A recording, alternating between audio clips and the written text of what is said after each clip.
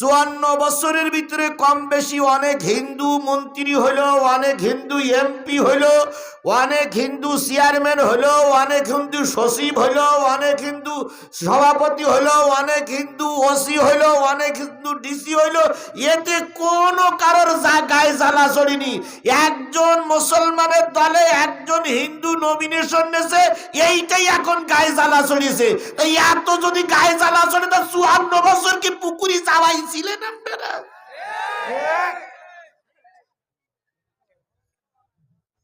এ 54 বছর আপনারা দেখতে পারেননি যে হিন্দু ওসি? এ 54 বছর আপনারা দেখতে পারেননি ডিসি হিন্দু? সমস্ত সচিবদের ভিতরে অধিকাংশ ছিল হিন্দু। তখন কারোর গায়ে জ্বালা চড়েনি। এখন একজনের নমিনেশন দেশে পাশ করতে পারে কিনা তার আগে ন্যাংটা হয়ে নাচা শুরু করেছে।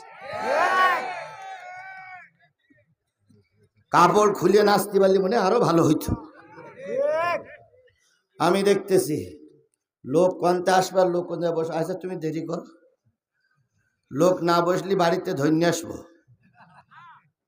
কি আবার না কি? কোরআনের মাহফিল হচ্ছে, এখানে আল্লাহ রসুলের আলোচনা হবে, আর আপনি বাড়ি লেপ মুড়ি দিয়ে শুই থাকবেন আর আমরা ধরি না আসবো না বললেই হইল। একই শান্তুর এরিয়া না যে শান্তু যা বলবে তাই শুনতে হবে। এখন আমরা জামাত বিএনপির এরিয়া, এখন উল্টো পাল্টা করলে খবর আছে, খবর আছে, খবর আছে।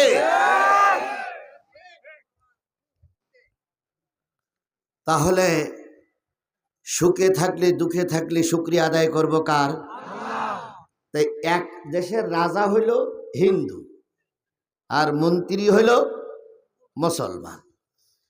তো দুইজন শুকরিয়া আদায় করলে কি বরকত হয় সেইটা বোঝানোর জন্য বলছি। দুইজন যাচ্ছে একটা সফরে। আউযু বিল্লাহ ওয়া নাউযু বিল্লাহি মিন শুরুরি আনফুসিনা ওয়া মিন সাইয়্যাতি আমালিনা। من يهده الله فلا مضل له ومن يضلله فلا هادي له ونشهد أن لا إله إلا الله وحده لا شريك له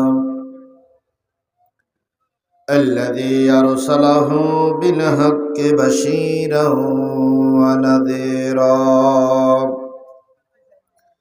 وداعيا إلى الله بإذنه وسراجا منيرا. فقد قال الله تعالى في كلامه المجيد وفرقانه الحميد.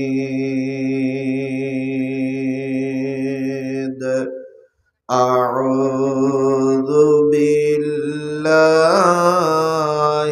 من الشيطان الرجيم. بسم الله الرحمن الرحيم.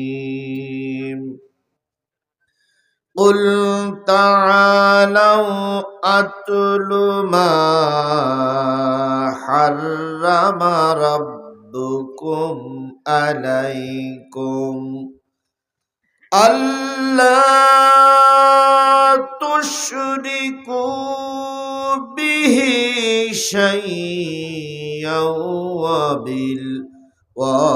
وبالوالدين إحسانا ولا تقتلوا أولادكم من إملاق ونحن نرزقكم وإياهم ولا تقربوا الفواحش ما ظهر منها وما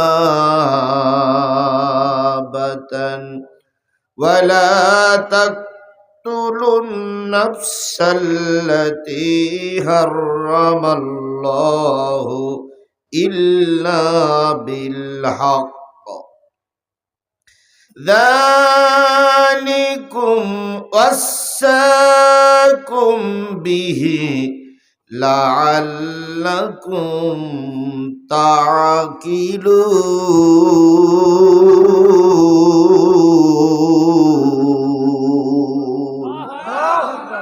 صدق الله المولانا العظيم قال النبي صلى الله عليه وسلم كما تكونون كذلك يعمر عليكم أو كما قال رسول الله صلى الله عليه وسلم إن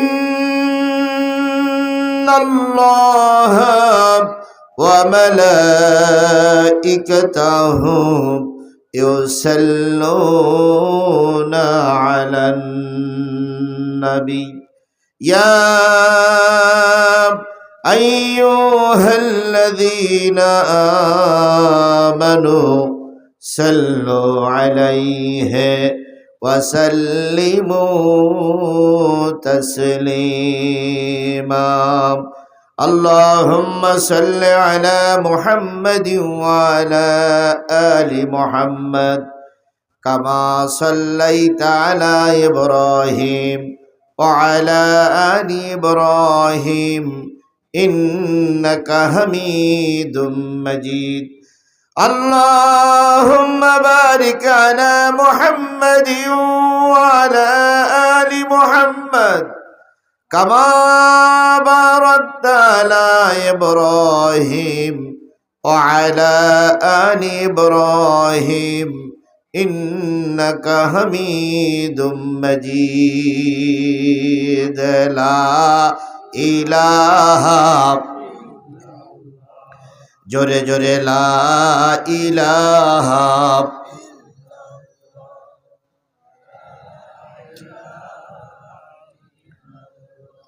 لا إله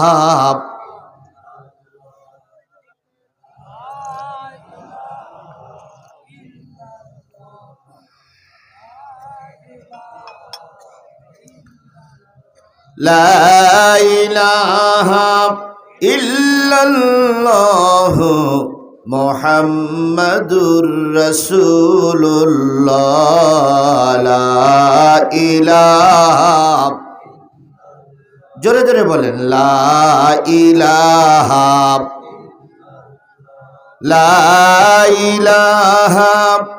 ইল্লাল্লাহ মুহাম্মাদুর রাসূলুল্লাহ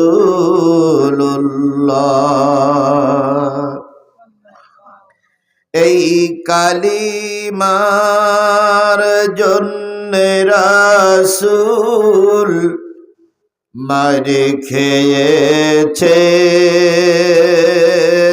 তায়েফে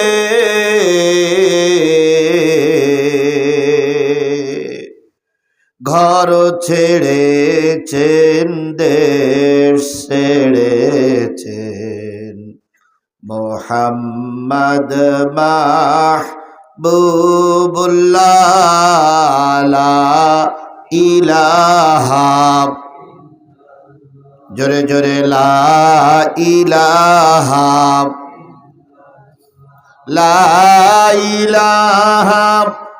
ইল্লাল্লাহ মুহাম্মাদুর রাসূলুল্লাহ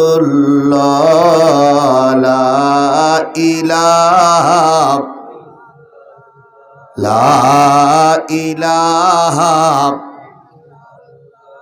لا إله إلا الله محمد সকলে জবান খুলে একসাথে এক বাক্যে বলছি সাল্লাল্লাহু আলাইহি ওয়াসাল্লাম। বগুড়া জেলার ঐতিহ্যবাহী এবং স্বনামধন্য থানা শাহজাহানপুর। শাহজাহানপুরের নাম কিন্তু গোটা পৃথিবীর লোক জানে। শাহজাহানপুর কিন্তু নাম করা থানা বলো ভাই।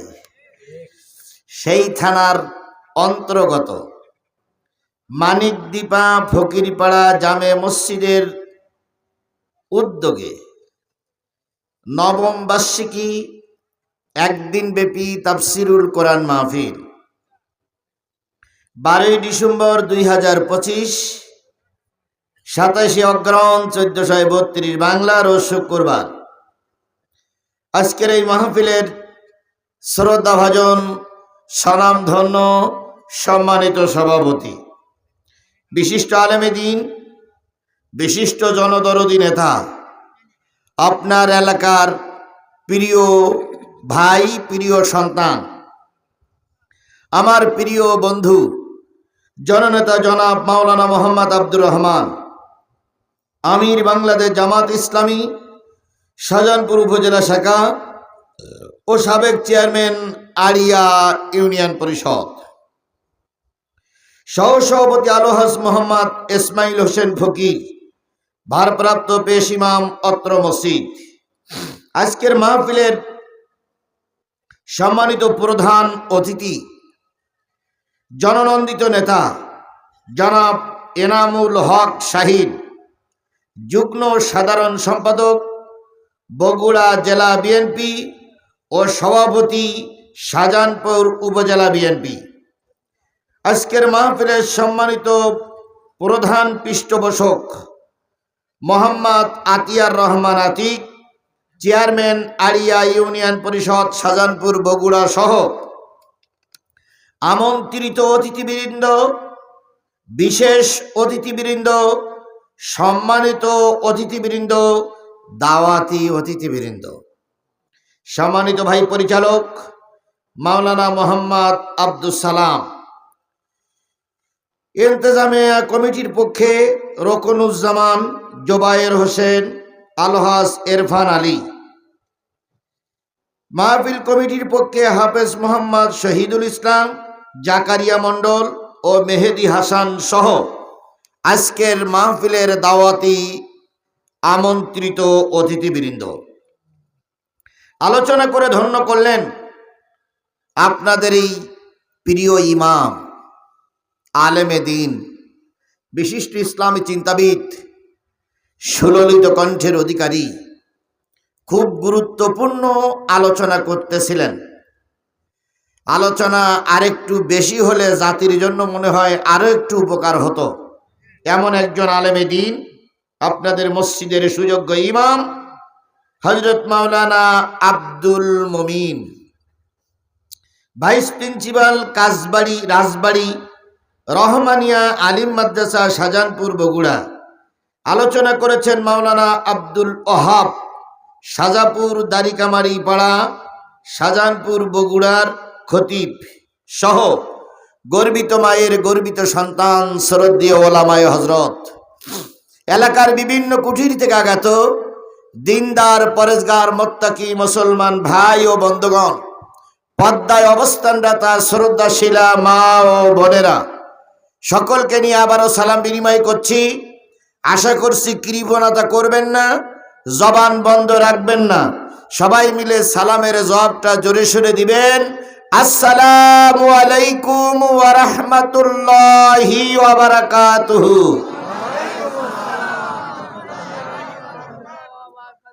আল্লাহ পাকের দরবারে লক্ষ কোটি শুকরিয়া, যিনি আজকের এই জুমার দিন পৃথিবীর সকল প্রকার মোহ, মায়া, মমতা, অর্থ, লোভ, লালসা সব কিছু পিছনে রেখে শুধুমাত্র কেবলমাত্র একমাত্র কোরআনের মহব্বতে এই শীতের রাতে আপনাকে আমাকে একত্রিত হওয়ার তৌফিক আল্লাহ পাক দান করেছেন। বলুন তো এখানে এসেছেন আপনারা কিসের জন্য? সবাই মিলে বলুন কিসের জন্য? কোরআনের জন্য। কোরআন তো আপনার বাড়িও আছে। আসলে আমরা এখানে এসেছি কোরআন শোনার জন্য এবং তার থেকে কিছু নেকি অর্জন করার জন্য। কথা বলেন ঠিক না বেঠিক? আচ্ছা, গতকাল রাত্রিতে এখানে কি এই লোকগুলো ছিল? কারা ছিল? শিয়ালের আনাগোনা ছিল। শিয়ালেরা ছুটাছুটি করতেছিল। সেই জায়গায় আল্লাহ পাক আপনাদের মতন কিছু জান্নাতি মানুষকে আল্লাহ আজকে এক জায়গায় হওয়ার তৌফিক দান করেছেন। আলহামদুলিল্লাহ, আলহামদুলিল্লাহ, আলহামদুলিল্লাহ। আর আমার মতন একজন নগণ্য গোলামকে আপনাদের মাঝে কোরআন হাদিসের মত বিনিময় করার জন্য দূর থেকে যে মালিক আপনাদের পর্যন্ত আমার আসার এবং আপনারা দূর দূরান্ত থেকে এসে বসার তৌফিক যে আল্লাহ দান করলেন, আমরা সে মালিকের দরবারে শুকর গুজার হচ্ছি। সবাই মিলে বলছি আলহামদুলিল্লাহ। আর একটু জোরে বলুন তো আলহামদুলিল্লাহ। কার শুকরিয়া আদায় করলাম? খুশি হলো কে? সুখে থাকি, দুঃখে থাকি, কষ্টে থাকি, বিপদে থাকি, মুসিবতে থাকি, আনন্দে থাকি, উপবাসের ভিতরে থাকি, শুকরিয়া আদায় করব কার? জোরে বলুন তো, শুকরিয়া আদায় করব কার? একজন মানুষ আর একজন মানুষের সঙ্গে দেখা হলে আসসালামু আলাইকুম ভাই কেমন আছেন, উত্তরটা কি হবে? কি হবে? তা কি আমরা বলি? ভাই রে, সংসারে বিরাট ঝামেলা, পেটের ব্যথা সারে না, খুব বিপদে আছি। তারপরে অনেকক্ষণ বলে ভাই যা আছি আলহামদুলিল্লাহ। কিন্তু প্রথম কথা কি হবে? জোরে বলেন, প্রথম কথা কি হবে? তাহলে আজকের মাহফিল শুরু করতে পারছে, এই জন্য সর্বপ্রথম আমাদের কথা হবে আলহামদুলিল্লাহ। আলহামদুলিল্লাহ বললে কিন্তু আল্লাহ নিয়ামত বাড়িয়ে দেয়, আর আলহামদুলিল্লাহ না বললে আল্লাহ নিয়ামত কি করে? জোরে বলেন, কি করে? কমিয়ে দেয়। আমাদের পার্শ্ববর্তী দেশ হলো ভারত, তাই তো ভাই? ভারতে কিন্তু একসময় মুসলমান প্রেসিডেন্ট ছিল, জানেন আপনারা? একসময় একজন প্রেসিডেন্ট ছিল মুসলমান। তো অনেক সময় ভারতে, অনেক সময় অনেক দেশে হিন্দু সরকার হলো মুসলমান প্রেসিডেন্ট হয়, আবার মুসলমান সরকার হলো হিন্দু মন্ত্রী হয়। আমাদের এই 54 বছরের ভিতরে কম বেশি হয়েছে না? 54 বছরের ভিতরে কম বেশি অনেক হিন্দু মন্ত্রী হলো, অনেক হিন্দু এমপি হলো, অনেক হিন্দু চেয়ারম্যান হলো, অনেক হিন্দু সচিব হলো, অনেক হিন্দু সভাপতি হলো, অনেক হিন্দু ওসি হলো, অনেক হিন্দু ডিসি হলো। এতে কোনো কারোর গায়ে জ্বালা চড়েনি। একজন মুসলমানের দলে একজন হিন্দু নমিনেশন নেছে, এইটাই এখন গায়ে জ্বালা চড়েছে। এত যদি গায়ে জ্বালা চড়ে তা 54 বছর কি পুকুরি চাওয়াই ছিলেন আপনারা?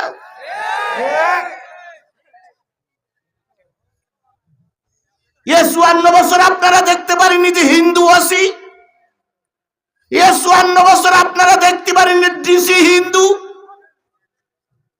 সমস্ত সচিবদের ভিতরে অধিকাংশ ছিল হিন্দু। তখন কারোর গায়ে জ্বালা চড়েনি। এখন একজনের নমিনেশন দেশে পাস করতে পারে কিনা তার আগে ন্যাংটা হয়ে নাচা শুরু করেছে। কাপড় খুলে নাচতে পারলে মনে আরো ভালো হইতো। আমি দেখতেছি লোক কোনতে আসবার, লোক কোনতে বসে। আচ্ছা তুমি দেরি কর, লোক না বসলি বাড়িতে ধন্য আসবো। কি আবার না কি? কোরআনের মাহফিল হচ্ছে, এখানে আল্লাহ রসুলের আলোচনা হবে, আর আপনি বাড়ি লেপ মুড়ি দিয়ে শুই থাকবেন আর আমরা ধরি না আসবো না বললেই হইল। একই শান্তুর এরিয়া না যে শান্তু যা বলবে তাই শুনতে হবে। এখন আমরা জামাত বিএনপির এরিয়া, এখন উল্টো পাল্টা করলে খবর আছে, খবর আছে, খবর আছে।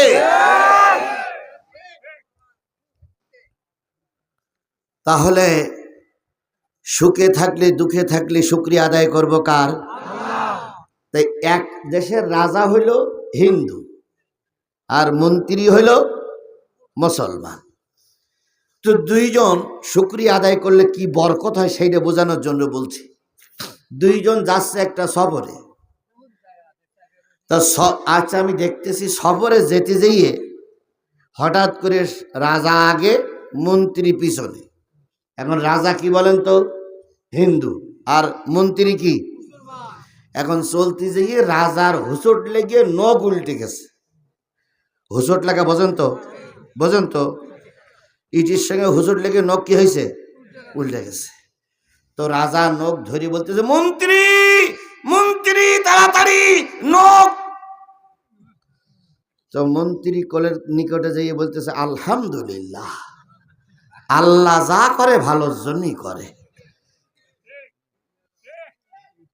আপনি তো বলতেছেন ঠিক, কিন্তু ও হিন্দুর বাচ্চা ওকে ঠিক বলবে? আমার নখ উল্টে গেল আর ও কয় আলহামদুলিল্লাহ। তো রাজা জিজ্ঞেস করতেছে, আমার নখ উল্টে গেল, তুই একটু ব্যান্ডেজ করবি, ওষুধ লাগাবি, আলহামদুলিল্লাহ বলিস কেন? কয় বাদশা নামদার, এর ভিতরেও আল্লাহর নিশ্চয়ই কোনো কল্যাণ আছে, নিশ্চয়ই এর ভিতরে আল্লাহর কোনো বরকত আছে। কথা বলে ঠিক না বে ঠিক? এই জন্য বিপদে মুসিবতে যেখানেই থাকি তার ভিতরে একটা কল্যাণ আছে। যদি মনে করেন গত 17 বছর আওয়ামী লীগ সরকার ছিল, এর ভিতরে কল্যাণটা কি? যদি গত 17 বছর আওয়ামী লীগের অত্যাচার না হতো, কোরআন কায়েমের পরিবেশ আসতো না। ওরা যত অত্যাচার করেছে, কোরআন প্রতিষ্ঠার হওয়ার তত পরিবেশ তৈরি হয়েছে। আলো না হলে আধারের জনপ্রিয়তা বোঝা যায় না, পেটে ক্ষুধা না থাকলে খাওয়ার বরকত বোঝা যায় না। সুতরাং একটা আরেকটার পরিপূরক। তোমার যে মাথার নখটা উল্টে গেছে, নিশ্চয়ই ওর ভিতরে বরকত আছে। এখন মন্ত্রী বুঝালেন মুসলমান, রাজা কি বুঝেছে? রাজা রেগে আছে না? এখন রাজার মন্ত্রী যেভাবে ব্যান্ডেজ করে যাচ্ছে, কিছু দূর যাওয়ার পরে একটা মরা কূপ, পানি কোনো সময় নেই বললে মনে হয়। রাজা পরিকল্পনা করে বলতেছে, মন্ত্রী দেখো তোর ভিতরে পানি আছে কিনা, কুয়ার ভিতরে কি আছে কিনা। এই দেখতে যেয়ে তো রাজশাহীতে 2 বছরের একটা বাচ্চা গেল না ভাই, ও খেলা করতে করতে দেখছিল ওর ভিতরে কি আছে, দেখতে যেয়েই পড়ে গেছে। 48 ঘন্টা না কত ঘন্টা পরে তার উদ্ধার করা হলো। উদ্ধার করলো শুনলাম জীবিত। তার জীবিত উদ্ধার করার পরে মরে গেল কি করি? মরা কি জানতো? যাই হোক, আমি যেটা শুনেছি সেইটাই বললাম, ওটা যা হয় হোক। তো এখন মন্ত্রীর বলতেছে, মন্ত্রী দেখো তোর ভিতরে পানি আছে কিনা। এখন আল্লাহওয়ালা মানুষ যারা হয় তারা কিন্তু সহজ সরল হয়, বেকাতাড়া থাকে না। কিন্তু একমাত্র দেখতেছি শাহজাহানপুরীর মুসলমানরা একটু বেকাতাড়া। তার জ্বলন্ত প্রমাণ কোরআনের মাহফিলে ওরা দাঁড়াই আছে কেন? তাহলে নিশ্চয়ই এরা বেকাতাড়া।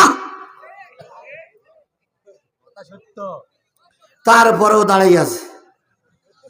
তাহলে এরা কি তীরবাসের মতন বেকা না বন্দুকের মতন সোজা? ও ভাই, জায়গা না থাকলে এই পাশে আসেন না, দাঁড়াই আছেন কেন শীতকালে? তো মহাজালা।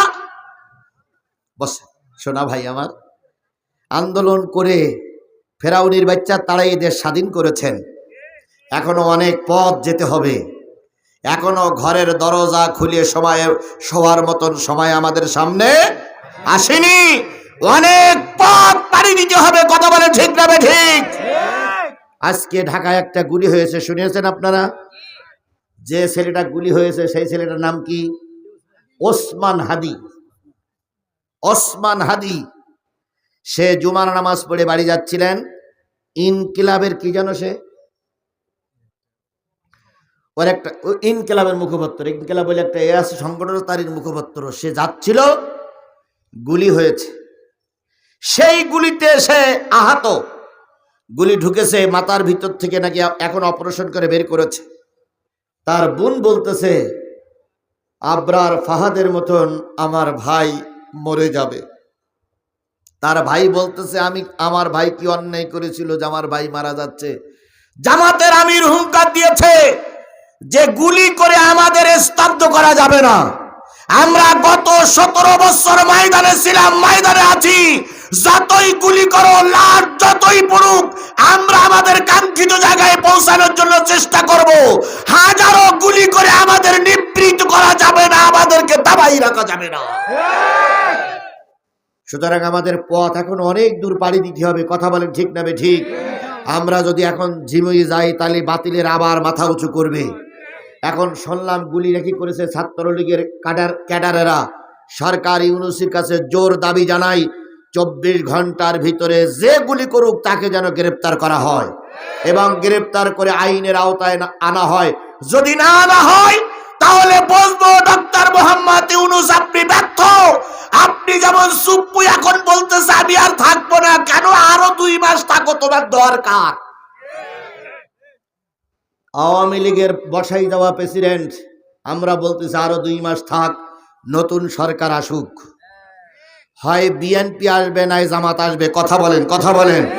হয় জামাত আসবে নাই বিএনপি আসবে, জামাত আসলেও চুপ্পুর বিচার হবে, বিএনপি আসলেও চুপ্পুর বিচার হবে। এদেরকে ছেড়ে দিলে আল্লাহ অসন্তুষ্ট হবে, সাইদি অসন্তুষ্ট হবে, নিজামী অসন্তুষ্ট। তো যাই হোক, মন্ত্রীর বলা হলো একটু উকি মেরে দেখো তো কি আছে কিনা। কথা বলে গেছেন, পানি আছে কিনা। মন্ত্রী সহজ সরল লোক, মুসলমানরা তো সহজ সরলই হয়, এখনো দেখতেছে। আর রাজা পিছন দিক থেকে 2 পা উঁচু করে ওই কুয়ার ভিতরে ফেলাইছে। রাগটা এ করছে। এখন যখন মন্ত্রী যখন ওর ভিতরে যায় তখন বলতেছে আলহামদুলিল্লাহ, আলহামদুলিল্লাহ, এই যে কুয়ার ভিতরে পড়তেছি এর ভিতরেও কি আছে, বরকত আছে, নিয়ামত আছে। আমি এইটা বোঝানোর জন্য বলতেছি। তো যখন ভিতরে যখন যায় তখন রাজা বলতেছে তোমার আলহামদুলিল্লাহ নিয়েই পড়ি থাকো, দেখি তোমার কে বাঁচায়। এখন রাজা মন্ত্রীর ফেলাই দিয়ে শিকারির জন্য যাচ্ছে, যেতে যেতে নিজের দেশ ছেড়ে আর একটা দেশে গেছে। যেমন আমাদের পার্শ্ববর্তী দেশ কি এখন ড্যাঙা বর্ডার, ভারতে গেছে। ভারতে যেই নাকে ঢুকেছে সেই ভারত বর্ডার গার্ড বিজিবি এসে ধরিয়ে বলতেছে মাল পাওয়া গেছে। তো মাথার থেকে চেক করা শুরু হয়েছে। চেক করতে করতে ডাইন পা পর্যন্ত বাম পা পর্যন্ত চেক করে সবাই আনন্দ করতেছে আর বলতেছে মাল পাওয়া গেছে, এইটা দিয়ে কাজ হবে। পরবর্তীতে ডাইন পা চেক করে দেখে যে নখ উল্টিনে, তখন পাশায় একটা লাথি মেরে বলতেছে যা, তোর দ্বারা হবে না। এখন নখ উল্টানোর পরে যখন হবে না বলে ফিরাই দিয়েছে, তখন রাজা জিজ্ঞেস করছে বাম পা পর্যন্ত দেখি বললে হবে, ডাইন পা দেখি বলতেছে হবে না, ঘটনাটা কি? তখন বলতেছ তুমি কে ডাকো বাবু? তা বলতেছে আমি অমুক দেশের একটা সরকার। তখন বলতেছে বাদশা নামদার, আমাদের দেশের একটা নিয়ম আছে, নতুন এক সরকার শপথ নেছে, ওই সরকারের গোসল দিতে হবে মানুষের রক্ত দিয়ে, তবে সেই রক্তটা সেই লোকের রক্ত হওয়া যা লাগবে যেই লোকের শরীরে কোনো খুঁত নাই। এখন বাম পা পর্যন্ত চেক করে দেখলাম খুঁত নাই, ডাইন পা পর্যন্ত চেক করে দেখলাম খুঁত পাওয়া গেছে, এই জন্য জবাই করা লাগলো না, যাও বাড়ি যাও। এখন এবার উনি ফিরে আসতেছে, কিছুক্ষণের ভিতরে কিছু লোক বালতির কুয়ার ভিতর ঢুকেই ওরে উঠাইছে। উঠেই যখন মাথা উঁচু করেছে, রাজা তখন দেখে বলতেছে মন্ত্রী আলহামদুলিল্লাহ, মন্ত্রী আলহামদুলিল্লাহ। মন্ত্রী তখন বলতেছে রাজা, যে আলহামদুলিল্লাহ বলার কারণে আমার কুয়ায় ভর্তি হইল, সেই আলহামদুলিল্লাহর এত জোর কেন? রাজা তখন বলতেছে মন্ত্রী আমার নখ উল্টে গেল, তুমি আলহামদুলিল্লাহ বললে আমার রাগ হলো, আমি তোমার কুয়ার ভিতরে ফেললাম। কুয়ার ভিতরে ফেলার পর আমি চিন্তা করছিলাম আমি মনে হয় বেঁচে গেছি, কিন্তু এমন একটা দেশে আমি পৌঁছালাম, যেই দেশে পৌঁছানোর কারণে তারা আমাকে ধরে জবাই করে তাদের সরকারকে গোসল দেবে, কিন্তু যেই না নখ উল্টে গেছে সেই তারা ফেরত পাঠালো। তাহলে নখ যদি না উল্টে যেত আজকে আমার জবাই করত, এই জন্য নখ উল্টুই যাবাটাও আল্লাহর রহমত। এবার মন্ত্রী বলতে বাদশা নামদার, আপনি যদি একবার আলহামদুলিল্লাহ বলেন আমার 2 বার বলা লাগে। কই কেন? কই আপনার তাও নখ উল্টে গেছে, আর আমার যদি সীমা নাই যে আপনারে ফেরত পাঠাতো, আর আমার যদি চেক করতে আমার তো কোনো জায়গায় উল্টনে নেই, তাহলে আপনারে ছেড়ে দিল ওরা আমার ছেড়ে দিত না। এই জন্য আপনার একবার আলহামদুলিল্লাহ বললে আমার দুইবার আলহামদুলিল্লাহ বলা লাগে। তাহলে নখ উল্টুই যাওয়াটাও কি না? নখ উল্টুই যাওয়াটাও আল্লাহর রহমত। কথা বলে ঠিক না ঠিক?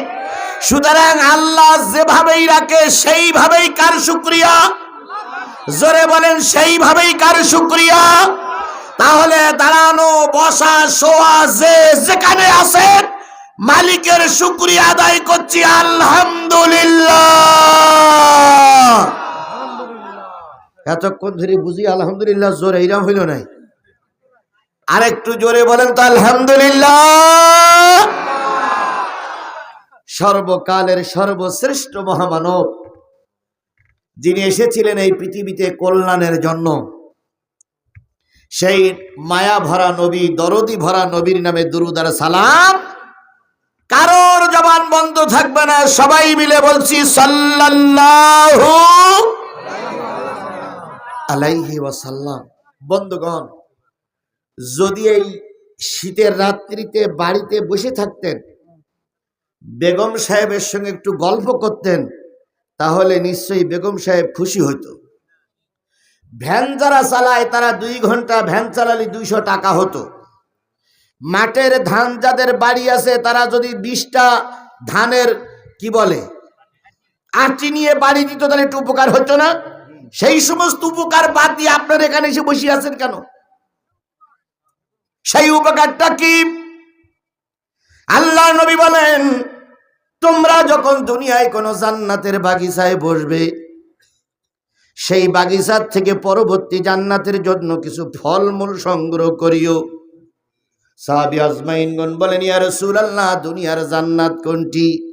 নবী বললেন, যেখানে কোরআন আর হাদিসের আলোচনা হয়, জেনে নিও ওটাই হলো দুনিয়ার জান্নাত। এখানে কিসের আলোচনা হচ্ছে? আরো জোরে বলেন, কিসের আলোচনা হচ্ছে? আল্লাহ এবং রাসূলের ভাষায় এটাই হলো দুনিয়ার জান্নাতের জায়গা। কথা বলেন ঠিক না ঠিক?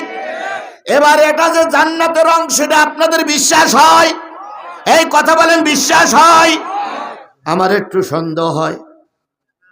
যদি বলেন আপনি বলতেছেন, আবার আপনি সন্দেহ করতেছেন, ঘটনাটা কি বলুন তো? জান্নাতের ভিতরে কি বিড়িখোর থাকবে? বুঝে শুনে বলেন, আন্দাজে না বলেন না। জান্নাতের ভিতরে কি বিড়ি পাওয়া যাবে? সব পাওয়া যাবে, তা বিড়ি পাওয়া যাবে না? আচ্ছা, যাবে যাবে। একজন বলতে যাবে যাবো, মনে হয় জান্নাতে গেল, বলতে বলতে যাবে যাবে, বলতে যাবে যাবে।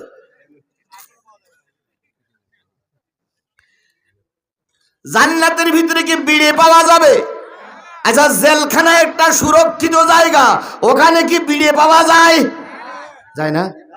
এই কারা কারা জেলখানায় গেলেন একটু হাত তোলেন তো। আচ্ছা, আপনারা সত্যি করে বলেন তো, কোরআনের মাহফিলে বিড়ি পাওয়া যায়? এরা জেলেই জানি, জেলের মুখিতে ঘুরিয়ে আইছে। জেলখানার ভিতরে অবশ্যই বিড়ি সিগারেট পাওয়া যায়। ওরে বাবা, গাঁজা পর্যন্ত পাওয়া যায়। আমি জেলখানার ভিতরে গাঁজাতে খাতি দেখেছি মানুষের। 300 দিন ভিতরে ছিলাম, তুমি তো 3 দিন থেকে যাও, সুতরাং তোমার চেয়ে বেশি জানি। তাহলে জেলখানার ভিতরে বিড়ি পাওয়া যায়, জান্নাতের ভিতরে কি বিড়ি পাওয়া যাবে? যাবে না। এখানে বিড়িখোর আছে না নাই? কারা কারা সিগারেট বিড়ি খান একটু হাত তোলেন। দেখেন ওই মুরব্বী কত লম্বা দাড়ি। তাহলে বিড়ি সিগারেট খোরের ভিতরে আছে না নাই? আছে। তাহলে জান্নাতের ভিতরে বিড়ি সিগারেট খোর পাওয়া যাবে, কিন্তু এখানে। আচ্ছা বলুন তো, জান্নাতের ভিতরে কি সুদখোর পাওয়া যাবে? যাবে? যাবে না। এখানে কি সুদখোর আছেন? কারা কারা আছেন একটু হাত তোলেন। এখানে একটাও সুদখোর নেই। তাহলে আমার দাওয়াত করা দরকার কি? এখানে তো সব ফেরেশতা, জিবরাইল ছোট ভাই। জান্নাতের ভিতরে কোনো ঘুষখোর যাবে? এখানে কি ঘুষখোর আছে? হাত তোলেন। চলবে না। আচ্ছা, এবার বলুন তো, জান্নাতের ভিতরে কি কোনো মুরব্বী লোক যাবে? যাবে? সব থাকবে কি যুবক। তাহলে এখানে মুরব্বী লোক আছে না নাই? তাহলে এটা জান্নাত হলো কি করে? এই কারণে জান্নাত একটা শান্তিময় জায়গা। সেই সময় যারা জান্নাতে যাবে আওয়ামী লীগ তাদের বিরুদ্ধে মামলা দেবে না, আবার বিএনপি ক্ষমতায় যেও তাদের বিরুদ্ধে মামলা দেবে না, কেউ কারোর ঠ্যাং ধরে টানাটানি করবে না, সেখানে শুধু শান্তি আর শান্তি। এবার খেয়াল করেন, এখানে নামাজি লোক আছে না নাই? বেনামাজি লোক আছে না নাই? বিড়ি সিগারেট খাওয়া লোক আছে না নাই? সুদ ঘুষখোর লোক আছে না নাই? এতগুলো লোক যদি বিএনপি সমাবেশ দিকে এক জায়গায় করতো, জামাত সমাবেশ দিকে এক জায়গায় করতো, নিশ্চয়ই এতগুলো লোকের চেয়ারে বসা নিয়ে, স্টেজে ওঠা নিয়ে, কে আগে বক্তৃতা করবে কে পরে বক্তৃতা করবে তাই নিয়ে মারামারি চেয়ার ছুড়ুছুড়ি হতো।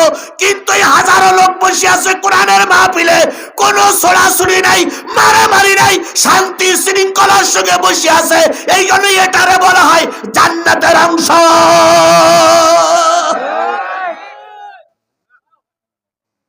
বিএনপির নেতা হাজির, জামাতের নেতা আগেই হাজির। তাহলে 3000 লোক যদি জামাতের লোক এক জায়গায় হয়, কেডা আগে বসবে কেডা পরে বসবে, এই নিয়ে একটু মন কষাকষি হয় না ভাই? বিএনপির সমাবেশ চলছে, বড় চেয়ার কান কেডা বসবে তাই নিয়ে মারামারি, তাই নিয়ে ঠেঙাঠেঙি। চেয়ার সব এখন অনেক রাজনৈতিক দলের নেতাদের কাছে আর ওই কি বলে ওই চেয়ার ভাড়াওয়ালারা ভাড়া দিচ্ছে না, মারামারি করি মরে কিনা। তাহলে হাজার হাজার লোক এক জায়গায় হলে মারামারি হয়, খুনোখুনি হয়, কাটাকাটি হয়, এ ওর বিরুদ্ধে কথা বলে। এমনও সময় আছে যে দুই এক সময় মাছ ভেঙে হুড়মুড় করি পড়ে। ওবায়দুল কাদের পড়িনি, এখনো রাজনীতি নেতারা দুই একজন ভেঙে পড়ি। সেদিনকে দেখলাম কোথায় মদ ভেঙে পড়িস। আরে বাবা দেখেছি তো, এই এক শান্তুর বলে ওই অস করতে দেয়নি বলে, শান্তু বলে আমার বলে বোমা ফুটিয়ে বলে সান্নু এসে অস করবে। আমি বললাম আমি এখন অস শুরু করেছি, এখন প্রধানমন্ত্রী আসলেও সময় দেব না, এই বলেছিলাম না? তাই এইবার এই কথা ওসি সাহেবের কাছে বলিস। ওসি সাহেব আমার কাছে ফোন দিয়ে বলছে, আপনি জিহাদি সাহেব? হ্যাঁ। আপনি বলেছেন বলে এই কথা। আমি এখন কোরআনের কথা বলতেছি, আমার কথাই বড়, সব সান্নু মান্নু আমি চিনি না। তখন ওসি সাহেব বলতেছে, আপনি হুজুর ওখান থেকে চল যান, না তো বোম নিয়ে যাচ্ছে, ও বোম ফেলবে, আপনি তো মরবেন আর আমার নামে মামলা হবে। বাধ্যই ওয়াজ আমার করতে দেয়নি, মনে আছে আপনাদের? মনে আছে না? আমি একটা পরিবেশ করতে দেন, ভাই আইসে ঢাকাতে, শুনলাম একটু পরিবেশ করতে, ভাই কথা বলতে দেবো না? কথা বলতে দেবো, অবশ্যই কথা বলতে দেবো, আমার একটু পরিবেশ তৈরি করতে দেন। ওটা আমি কমিটির বলিলাম, কিন্তু আসতে দেরি করে। আচ্ছা দেখো ওদিক না যাই, আমি শুধু এতটুকু বলি, তাহলে এটা জান্নাতের অংশ। কথা বলেন ঠিক না ঠিক? এই জান্নাতের অংশে যাদের ভালো লাগবে না, পরকালের জান্নাত তাদের কপালে জুটবে না। তাহলে আমরা দুনিয়ার জান্নাতে কি সময় দিতে চাই? কোরআনের মাহফিলে কারা কারা সময় দিতে রাজি আছেন? একটু হাত তুলে দেখান তো, জোরে একটু তাকবীর দেন। নারায়ে তাকবীর,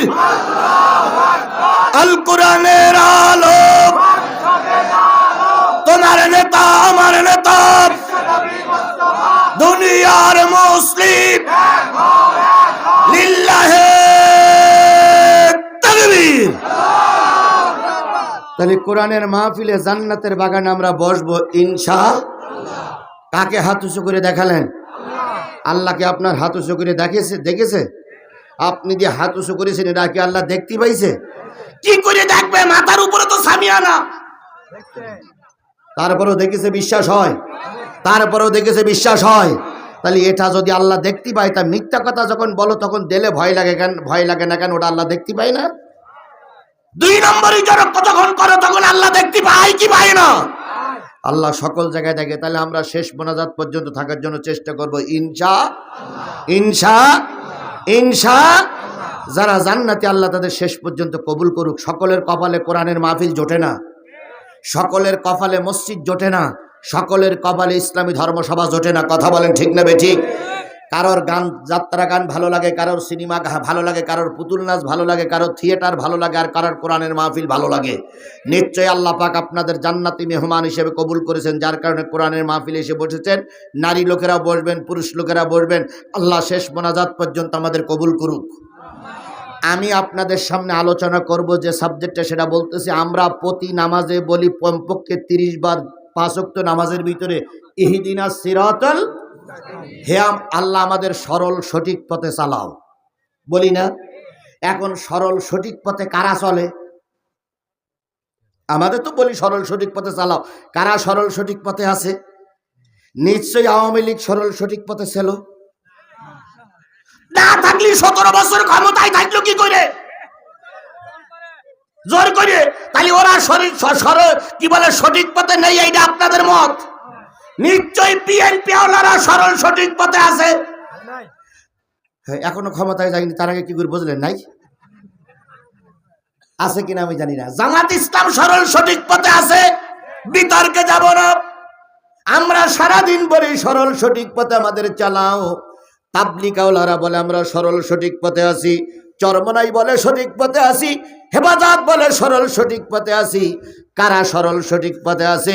সরল সঠিক পথে থাকতে গেলে 10টা কাজ পরিত্যাগ করা লাগবে। কয়টা? আরো জোরে। কোন জায়গায় আছে? সূরা আনাম 151, 152, 153। নেতাদের বলি, সবাইকে বলি, আপনারা আমরা সবাই সরল সঠিক পথে চলতে চাই, কিন্তু সরল সঠিক পথে চলতে গেলে 10টা কাজ কি করা লাগবে? বাদ দেওয়া লাগবে। আছে কোন সূরার ভিতরে? সূরা আনাম কত নম্বর আয়াত? 151, 152, 153 ভিতরে 10টা কাজ বন্ধ করে দিলে সরল সঠিক পথে চলা যাবে। এই 10টা কাজ যদি বিএনপি বন্ধ করতে পারে, বিএনপি সঠিক পথে আছে। এই 10টা কাজ যদি জামাত ইসলাম বন্ধ করতে পারে, জামাত ইসলাম সঠিক পথে আছে। এই 10টা কাজ যদি চরমোনাই বন্ধ করতে পারে, চরমোনাই সঠিক পথেই আছে। এখন আমি সঠিক পথে আছি, কথা তো কোরআনের সঙ্গে মিল না হলে আমার সঠিক পথ ধরা যাবে না। তাহলে আমি 10টা কথা আপনাদের বলবো, থাকবেন তো ইনশাল্লাহ? সবাই থাকবেন তো ইনশাল্লাহ? এখানে কোনো দলীয় আলোচনা নেই, কারণ 2 দলের লোক এখানে অতিথি। কোনো দলের বিপক্ষে যাক, কোনো দলের বিপক্ষে যাক, এরকম কোনো আলোচনা হবে না। হবে কিসের থেকে? তাহলে কোরআন থেকে আলোচনা করলে বিএনপির লোকের কোনো সমস্যা আছে? কোরআন থেকে আলোচনা করলে জামাতের ভাইদের কোনো সমস্যা আছে? কোরআন থেকে আলোচনা করলে আওয়ামী লীগের কোনো সমস্যা নাই। যে কোটার সমস্যা ছিল ও কোটা পালিয়েছে, আর যেগুলো আছে এটা আমাদের দেশীয় আওয়ামী লীগ, দেশীয় আওয়ামী লীগ। আর বিদেশি যে কোটা, সে কোটা পাঁচার কাপড় তুলে পালাই চলে গেছে। এখন ইউনিয়নের চেয়ারম্যানও নাই, এত ক্ষমতায়, কিন্তু ইউনিয়নের আমলিগির মার্কা চেয়ারম্যান আছে। যে সমস্ত হুজুরগুলো আমলিগি দালালি করতো, সেই হুজুরও নাই। তাহলে আমি সরল সঠিক পথে চলতে গেলে কয়টা কাজ পরিত্যাগ করতে হবে? আমি এই 10টা কাজ বলবো ইনশাল্লাহ। আপনারা থাকবেন তো ইনশাল্লাহ? থাকবেন তো ইনশাল্লাহ? তার আগে ছোট্ট একটা দাবি, সেটা হলো এই যে মাহফিলটা হচ্ছে, এই মাহফিলটা করতে যে কর্তৃপক্ষের প্রায় লক্ষাধিক টাকা খরচ। সেই লক্ষাধিক টাকা খরচ তুলতে যেয়ে ওনাদের হিমশিম খেয়ে গেছে, 1 নম্বর কারণ। 2 নম্বর কারণ হচ্ছে এই এলাকায় নাকি আরো 10-15টা মাহফিল হচ্ছে। তাহলে মাহফিলি শ্রোতাও কম, লোকও কম। তাই শ্রোতাও কম, মাহফিল হচ্ছে ঘন ঘন। আমরা যদি এই কর্তৃপক্ষর 50টা টাকা দিয়ে মাহফিলটা সাকসেসফুল করি, আগামী বছর মাহফিল হবে। নতুবা আগামী বছর যখন মসজিদে বলা হবে মাহফিল করব, তখন একদল যুবক বলবে গত বছর মাহফিল করি 50,000 লস, এবছর আমরা আর মাঠে মাহফিল দেবো না, আমরা মাঠে যাত্রা গান দেবো, ওই 50,000 আমরা ক্ষতিপূরণ তুলে দেব। তাহলে যুবকেরা যদি বলে এবার যদি আমাদের লস থাকে, তাহলে যুবকেরা কথা বলার সুযোগ পাবে না? পাবে না? তাই আমি আপনাদের কাছে অনুরোধ করছি, দয়া করে এই মাহফিলে 50টা টাকা, 20টা টাকা, 30টা টাকা দিয়ে একটু সাহায্য করা যাবে? যাবে? আচ্ছা বলুন তো, আপনারা যারা নিচে বসে আছেন, আর এই যে নেতারা সব উপরে দাঁড়াই আছে, বসে আছে, এনাদের সম্মান বেশি না আপনাদের সম্মান বেশি? এনারা উপরে আছে, তাহলে এনাদের সম্মান বেশি না? পোস্টারে নাম আছে, মোবাইল করতেছে, ভাই কখন আসবেন? তাহলে এনারা হলো ভিআইপি, আর আপনারা হলেন বাংলার জমিন। তো বাংলার জমিন আওলারা যদি 50 টাকা দেয়, তাহলে ভিআইপি আওলারা কত দেবে? কত দেবে? ওরে ভাই 1 লাখ টাকা খরচ আছে, কেন এমন নেতা আছে 1 লাখ টাকায় 1 কোটি ভরি আমার কাছে দিয়ে দিতে পারে, কারোর কাছে কালেকশন করা লাগবে না। এরকম নেতা আমরা, এরকম নেতা আছে না নাই? আচ্ছা তো যাই শাহিন ভাই পর্যন্ত, তাহলে 1 লাখ টাকা যদি একজন নেতা দেয় তাহলে চাওয়ার দরকার নেই নাকি? শাহিন ভাই যা দেবো ওটা আমরা নেব। এই শোনেন, এ তো মহাজালা। এখন আমরা অন্তত 20-50 করে দেব, তার আগে মঞ্চে যে নেতারা আছে দেখি এনারা কি দেয়। এনারা দেওয়ার পরে মাইক ওনাদের কাছে ছেড়ে দেবো, সেই ফাঁকে আমরা 20-50 টাকা করে দিয়ে ফেলবো। তবে আগে টাকাটা নেতাদের কাছ থেকে নিয়ে নেই। এই আপনারা কি আমার সঙ্গে একমত? কারা কারা একমত? ভিআইপি লোকের আগে দেখ। ঠিক আছে। আরে এ তো মহাজালা, এত পর্যন্ত আপনি উপরে আসেন, তাহলে ভিআইপি ওয়ালারা আগে দেখ নাকি? আচ্ছা আমিও তো ভিআইপিদের ভিতরে, তাই না? তাহলে আমার আগে পকেটে হাত দেওয়া লাগবে, এটা জানি আমি। আচ্ছা এবার আপনারা যারা উপরে আছেন সবাই একটু পকেটে হাত দেন তো, দেন দেন না।